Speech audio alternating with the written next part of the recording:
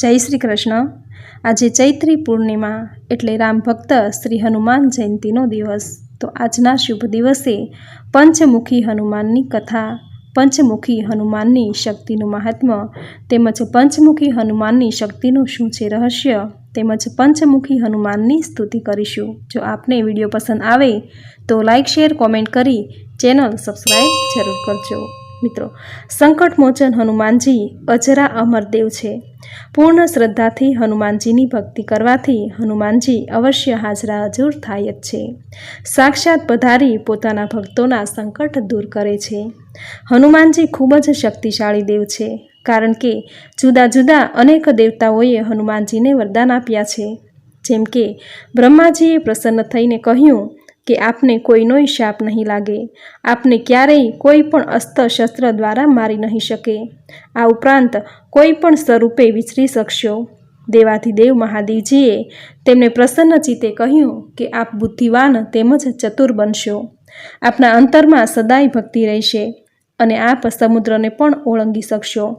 ઇન્દ્રદેવે કહ્યું આપનું શરીર વ્રજ કરતાં પણ મજબૂત થાવો, આપને વ્રજ પણ હાનિ નહીં પહોંચાડી શકે।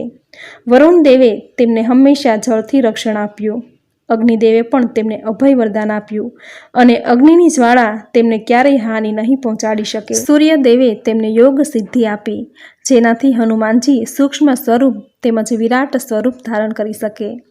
યમદેવે તેને અભય વરદાન આપતા કહ્યું, હે હનુમાનજી, આપને ક્યારેય યમદંડ હાનિ નહીં પહોંચાડી શકે, આપની નજીક મૃત્યુ નહીં આવી શકે, આપ અભય છો। કુબેરજીએ પણ તેમને સિદ્ધિ અને સમૃદ્ધિનું વરદાન આપ્યું। વિશ્વકર્મા દેવે તેને સુંદર વરદાન આપતા કહ્યું, હે અમારા પ્રિય હનુમાનજી, આપના દ્વારા રચિત કોઈ પણ રચના અખંડિત રહેશે, અહોનિશ રહેશે, આપના અસ્ત્ર શસ્ત્ર ક્યારેય ખંડિત નહીં થાય। વાયુદેવે હનુમાનજીને અદ્વિતીય ગતિ બક્ષી। આ ઉપરાંત કામદેવે રાજી થઈ તેમને વરદાન આપ્યું કે આપને કામવાસના ક્યારેય પ્રભાવિત નહીં કરી શકે, માટે હનુમાનજી બાળ બ્રહ્મચારી કહેવાયા। લોકકથામાં હનુમાનજીના જન્મસ્થાન અંગે જુદી જુદી માન્યતા છે। હનુમાનજીનું જન્મસ્થાન અજન્યા પર્વતમાળા પર પણ કહેવાય છે, જે કર્ણાટક રાજ્યમાં હમ્પીમાં આવેલું છે। પંપા નદીને કાંઠે આવેલું હમ્પી ઋષિમુખ પર્વતમાળાની નજીક આવેલું છે, જ્યાં રામચંદ્રજી અને સુગ્રીવનું મિલન થયું હતું, આવું શાસ્ત્રોમાં કહ્યું છે। રામાયણ કાળમાં રાવણનો ભાઈ અહિરાવણ ખૂબ જ શક્તિશાળી અને માયાવી વિદ્યામાં પાવરધો હતો। આ ઉપરાંત તે જાદુઈ મંત્ર વિદ્યામાં પણ નિપુણ હતો। લંકાના યુદ્ધમાં અહિરાવણ પણ રાવણની સહાય કરવા આવ્યો અને તે રામચંદ્રજી અને લક્ષ્મણજીને બંદી બનાવી પાતાળ લોકમાં લઈ ગયો।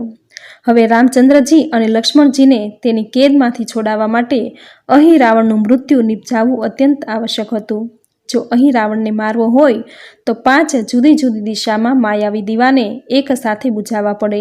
આથી આ કાર્યસિદ્ધિ કરવા હનુમાનજી એકમાત્ર શક્તિશાળી હતા, કારણ કે તેમને સર્વ દેવતાઓ દ્વારા અનેક વરદાન પ્રાપ્ત હતા।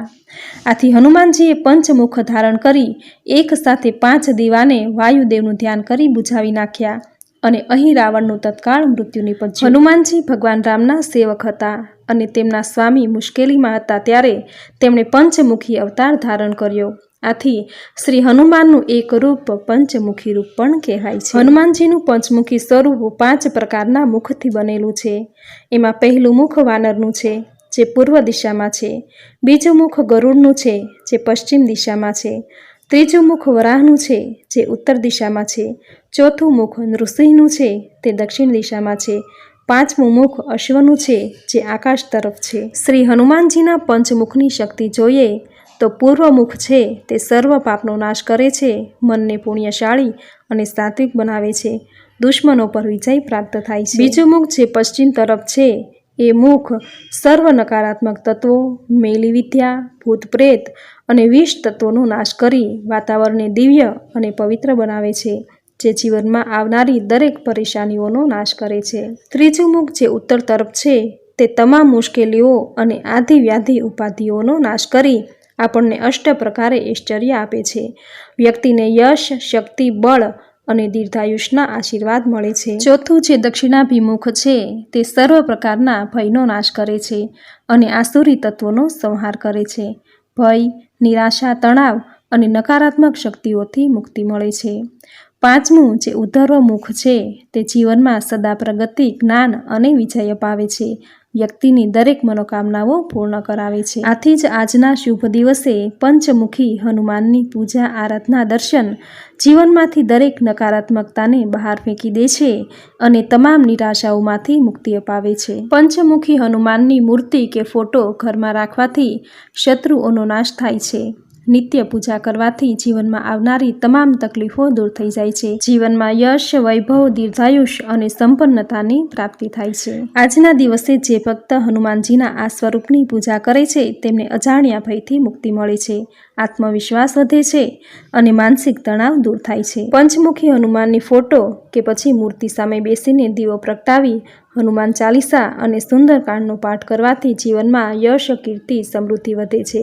જીવનમાં આવનારી દરેક દુઃખ, રોગ, ગરીબી નાશ પામે છે. તો મિત્રો, આ હતી પંચમુખી હનુમાનની કથા તેમજ હનુમાનજીના પંચમુખની દિવ્ય શક્તિ.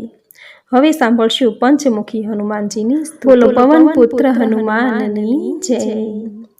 નિત દિન જોઈ જાપ જપે, ભજન કરે તુજ નામ, संकट सबके दूर हो, चरी न आवे आज।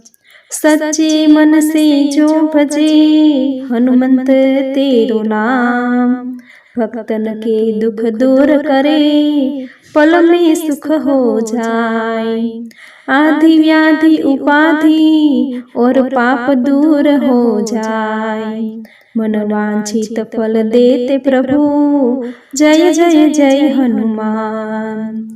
देव प्रभु की भक्ति रहे हृदय अमित, गद गद कंठे नमन करूं, देव प्रभु तुझ पाए।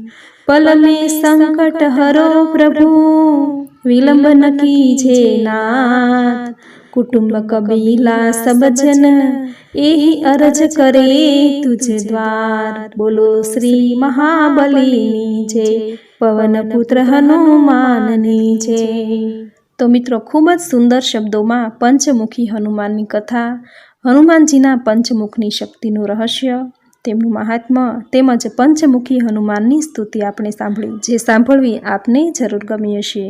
મિત્રો, જે વ્યક્તિના જીવનમાં સમસ્યા ખૂબ જ વધારે આવી રહી છે, જેવી કે દુઃખ, નિરાશા, રોગ, ગરીબી કે અજ્ઞાત ભય, તો તેમણે તેમના ઘરે પંચમુખી હનુમાનની ફોટો કે પ્રતિમા રાખવી. આ ફોટો કે પ્રતિમા સામે બેસી ઘી કે તેલનો શક્તિ અનુસાર પંચમુખી દીવો પ્રગટાવી હનુમાન ચાલીસા અથવા સુંદરકાંડના પાઠ કરવા.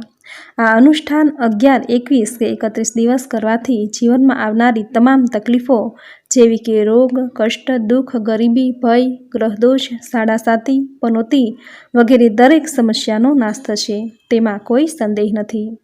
એકાગ્ર મનથી અને સાચી શ્રદ્ધાથી જો આ અનુષ્ઠાન કરવામાં આવે તો ચોક્કસ વ્યક્તિના જીવનમાં સુખ, શાંતિ, સમૃદ્ધિ, સમાજમાં માન સન્માન, યશ, કીર્તિ પ્રાપ્ત થશે.